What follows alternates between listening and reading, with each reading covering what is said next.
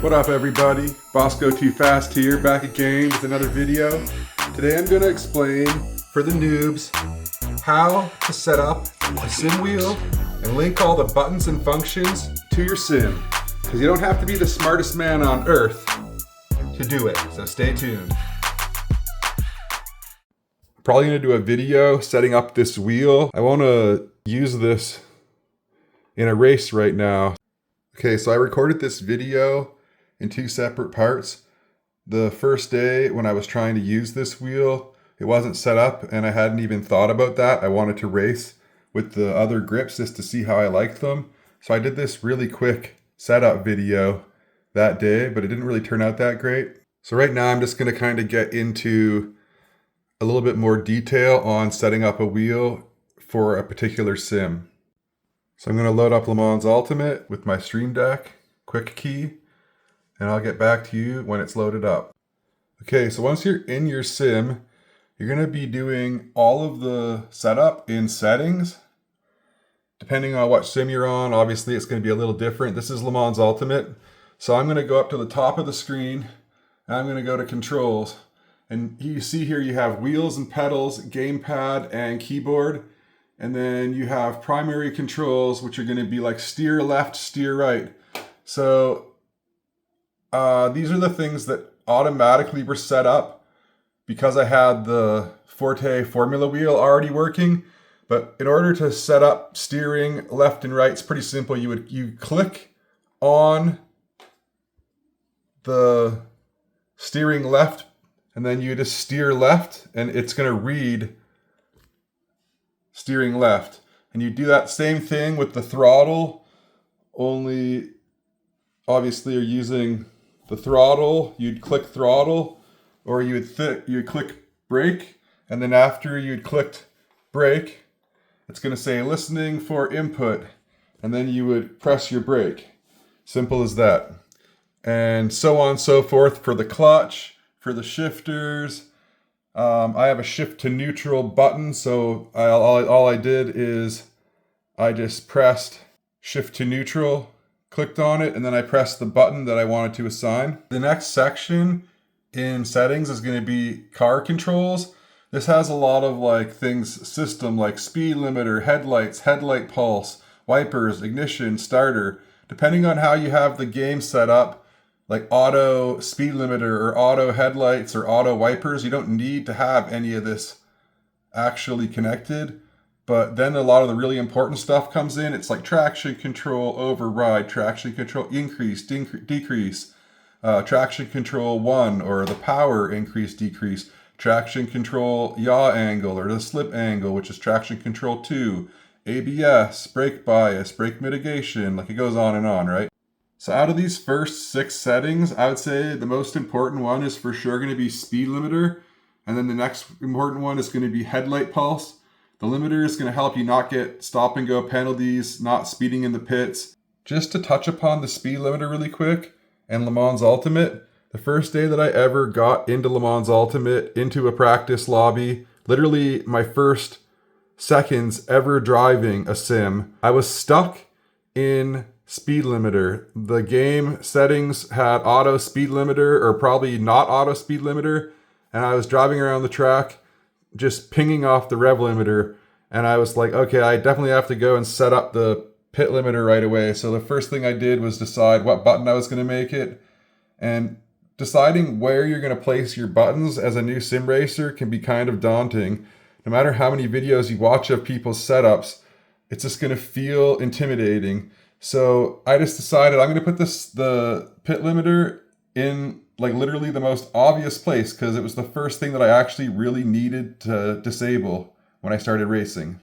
And I'll tell you that having it where I have it is a really good idea because you enable it at the start of every race, and then as soon as the light goes green, you have to disable it. So you want it somewhere that you can just easily hit every time without any fail. So I put it right here because you can see it's where my thumb is. It's the closest button to my thumb.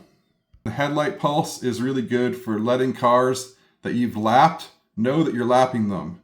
So when you get fast enough to be lapping cars, you'll be using that a lot. Okay, well, speed limiter is what I'm going to put on right now. I'm just going to go, click on listening, and I'm going to go speed limiter is this button right here on my other wheel. Now I got speed limiter, headlight pulse.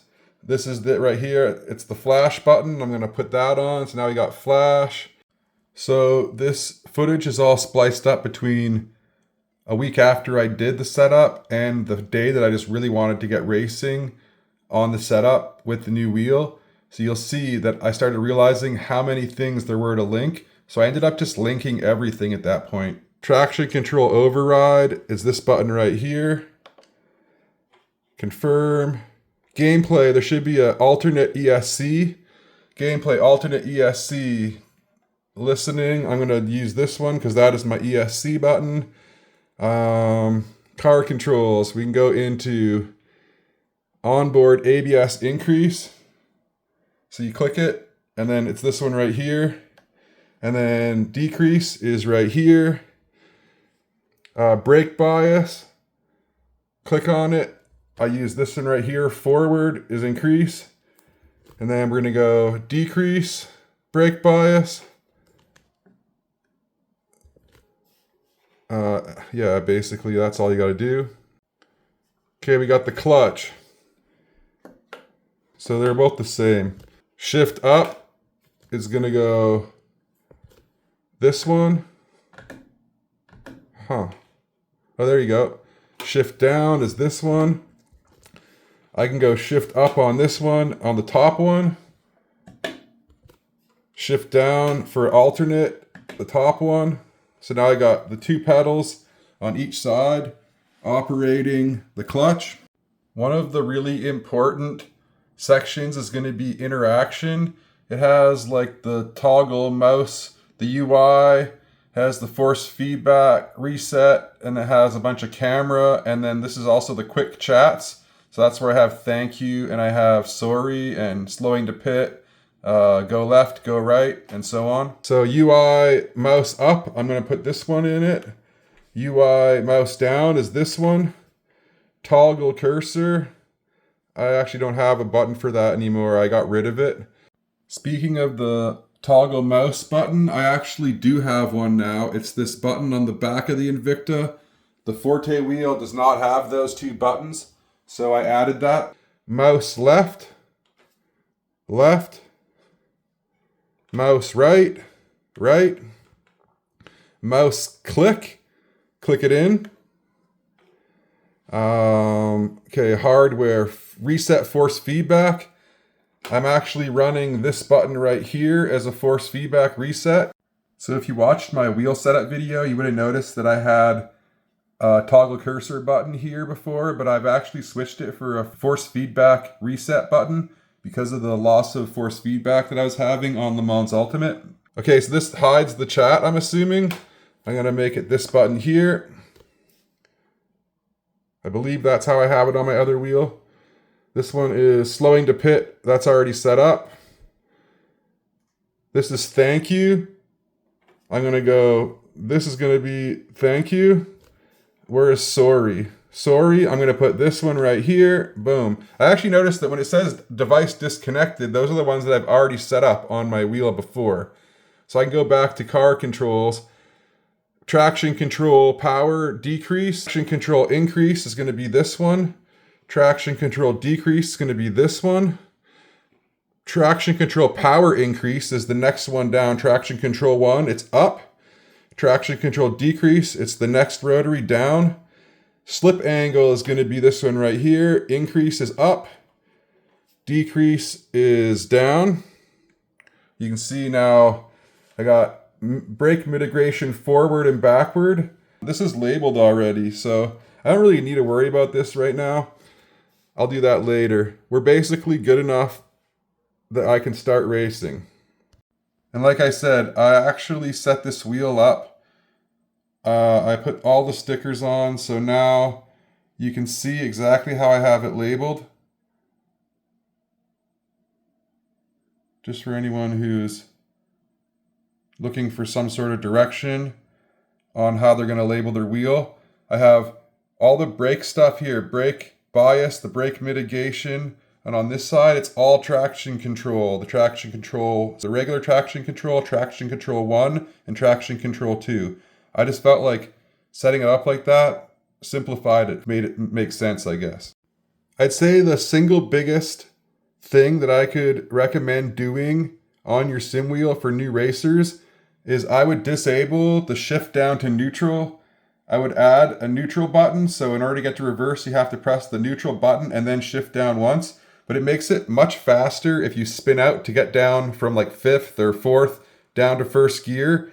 And it also eliminates accidental downshifts into neutral in corners, which will totally make you lose control. And take that with a grain of salt because everyone's going to have different tendencies and different needs in their wheel. And right now you can also see I'm about to do the first lap with the wheel, the new wheel that I set up in the new seat with the new height and everything. And it felt super, super weird. So be sure to make tweaks after you've actually driven, not just sat there with your wheel and your seat and everything, because you're not going to know how it feels until you're actually driving. You're not going to feel the same feelings when you're just sitting there and you're not actually driving. It's really weird. It didn't feel weird until I started driving, but I feel like I've set the seat too close and the pedals are too close. So I'm gonna have to go remove everything again, but it is what it is. And just a final tip for when you're labeling your wheels, maybe don't commit to anything right away.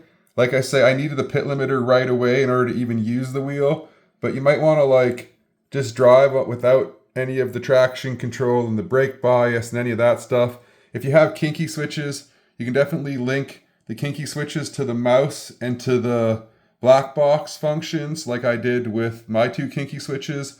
But like I say, I started racing, I crashed into someone and I was like, man, it'd be nice to be able to say sorry. I added a sorry key. One of the first things I did add, I would probably add this right away, is the alternate escape button. That's how you get to the menu because you're constantly needing to get to the menu. So it's nice just to have a button. Other than that, you don't really need to start adding things right away. You're gonna slowly over time realize when you need something, you'll add it. And then before you start labeling your wheel, kind of have a thought process going on where everything should be. So when you label it, you don't have to unlabel it. It's not the end of the world pulling off stickers or whatever on this wheel. But like I say, I didn't label my wheel for probably about 3 weeks, maybe 2 weeks of racing.